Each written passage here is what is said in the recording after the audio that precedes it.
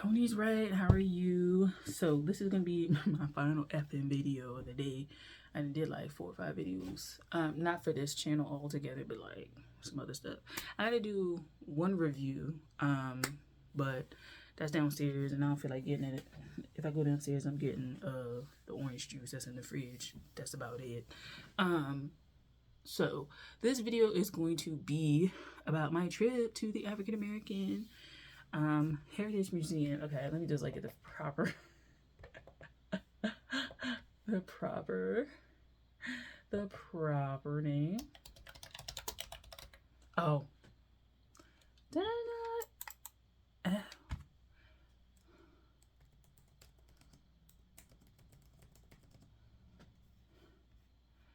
I'm looking like, because I went to DC. It's like, yeah, I live in Baltimore, but I like went to DC. So the National Museum of African American History and Culture is located in DC. So if you don't know, I'm African American. So racially black. I say African American to denote ethnicity. Meaning descendants of United States chattel slavery and the circumstances that have like come from that. So like Reconstruction, Jim Crow, civil rights, war and drugs, shit, stuff like that. Like, So I went there with my friend who wanted to go down there before. So, it's 2025, so y'all know who the president is. But there's a lot of efforts and pushes with that. There's a lot of pushes to like change things. And so my friend was kind of like fearful that like we wouldn't get there in time to see like some of the more important ones, which are in the lower level that talk about slavery and like the harsher aspects of American history, but like as it pertains to us as African Americans. So we went there, and it was a really good experience. The overall sentiment is it's the same for everyone, essentially, that if you go, you do not do this whole thing in one day. Like it's a multi-day kind of museum visit because it's so extensive. It's like 5 floors. So you have 5 floors of stuff, and the sea level, which is like the ground level, has 3 levels. So you go down to the bottom is C3, and then C2, C1, and then you're finally out of that. And so the sea levels are what we went to. So it was a very interesting thing. I live in Baltimore. There's a museum, Great Blacks and Wax Museum. It's like, think of it as Madame Tussauds, but like African American history, Black history, and it deals with like slavery and civil rights and stuff like that. So that's my first experience with museums, truly. I went to an HBCU, which is a historically Black college university, and the trip that we had to do freshman year was go to the Blacks and Wax. Now, I went to the Great Blacks and Wax Museum in Baltimore as a child because I grew up here and I went to school here. So in elementary, middle school, I went there, and it was fucking terrifying. It's a terrifying experience if you're a child. I think museums like that are terrifying in general because you're just like, what is this? But I was old enough to understand the implications of what was like being displayed. But it was just kind of like, like, oh my God. But learning about that history is very important to me. So especially as I've gotten older, like I want to know that history, like no matter how emotional, reactive I can get, I'd rather know it than not, right? And especially because it pertains to the descendants of chattel slaves who were brought to the United States. I don't say enslaved, I say slaves because I just feel like enslaved is very passive. And slaves clearly indicate that something is wrong. right? That this person is labeled that, versus enslaved, it's kind of like, it feels very passive. I've kind of felt like that. I felt that way for the last few years.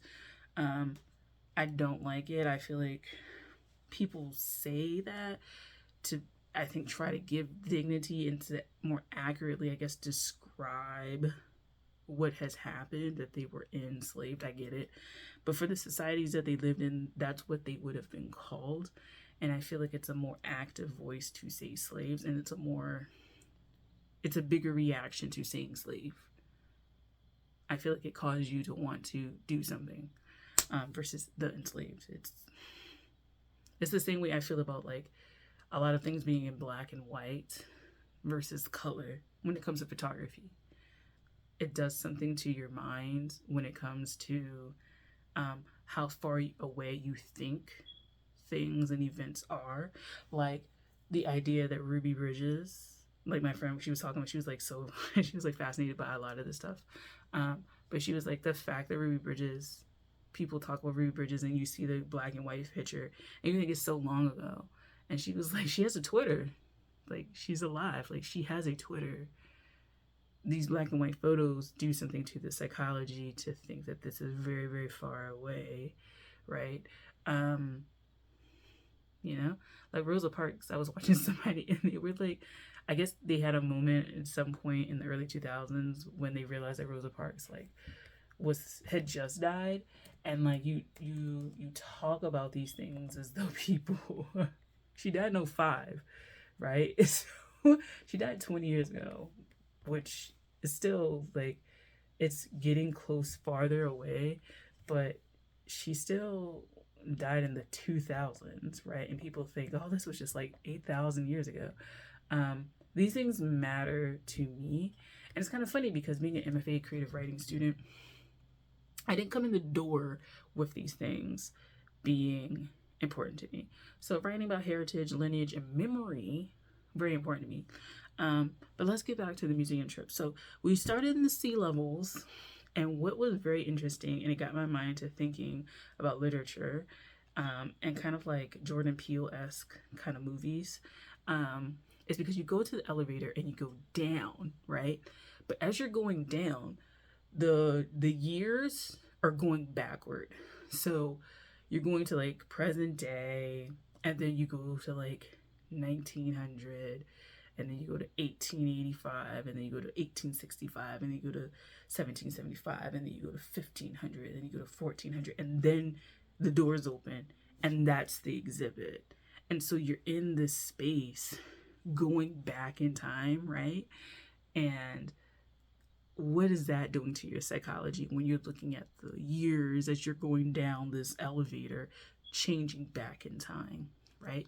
So those are some things I started contemplating. I also have a really good, I use this as a time to record stuff that I want to do for a little mini collection that I want to write from an animist perspective and from an object non-human perspective. And it's not dealing with poetry, it's dealing with like fictionalized memoir. I'm not gonna give too many details about it because like, girl, you're not gonna get my idea. Just saying, period. You're not finna get it. No, but I was like, this came at a great time because I have been contemplating that idea, and I kind of got the source material to start it. So I was really happy about that. I just like the fact that it was pretty like well done as a museum, and it's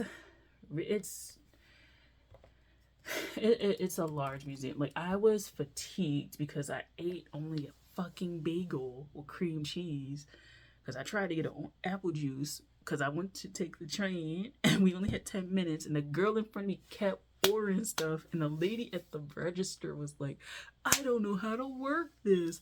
I don't know what's going on. I'm like, girl, like, I'm trying to get on the train. Like, girl, oh my God. Then we walked, when we got to Union Station, we walked over there for like 30 minutes. I'm tired. I'm tired, ho. I'm tired. I'm fucking tired. I'm tired. Okay? Like, I'm tired. like, yo, like, this shit got me. I was fucking tired. So, yeah, like,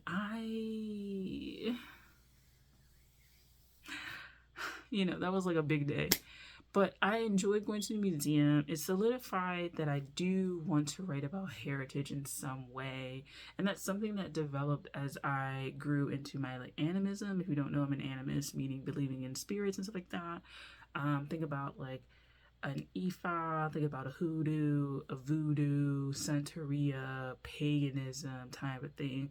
Like they would generally all fit under animism in one way or another, one vein or another. The belief of spirits and communing with them, whether it be human or non-human, or like ex-human is in the dead, and then non-human is in like a plant kind of thing. Okay, so it kind of solidified my desire to at least explore writing about that stuff in a very just short capsules. I was a history major, and it kind of goes into that historical research, and then I'm also in that space of researching my own ancestry, and I want to take the ancestry test, but basically with these tests and these DNA things, I don't think I want to do it when it comes to the back ends of where it goes. Just saying. Even though like people be like, they already got your DNA, like you give blood when you go to the doctors and you have to do blood tests and blood work and shit. I'm like, yeah, but I'm not willingly spitting into that to mail it off and paying money for it to tell me I'm 15% this, and then 2 years later I'm 12%. When they do the test more accurately as it changes, I'm 15%, then I'm 12%, then I'm 22%, then I'm 8%. Like, so yeah. But it was a really good experience. I do want to write more about lineage and heritage. I'm more interested, I got into like a debate with my friend, but I'm more interested in writing from the African American perspective if I am going to write. I just feel like right now, where I am in my life, I'm very intrigued about the experience of African Americans, descendants of U.S. chattel slaves in particular. And that's the vein of blackness that I aspire to write in. I don't aspire to write into the more diasporic kind of aspects. It's just, I'm okay with doing the U.S. I just feel like there's so much here that like, I feel like I could spend my whole life doing stuff just here, So yeah, that's kind of where I am. It really inspired me. I have the material that I need. I just got to pull the trigger on writing, and that's basically it.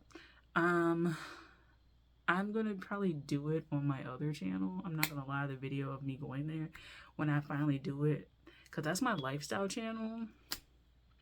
So if you want to just see this broken shit that's my life, you can go ahead one day.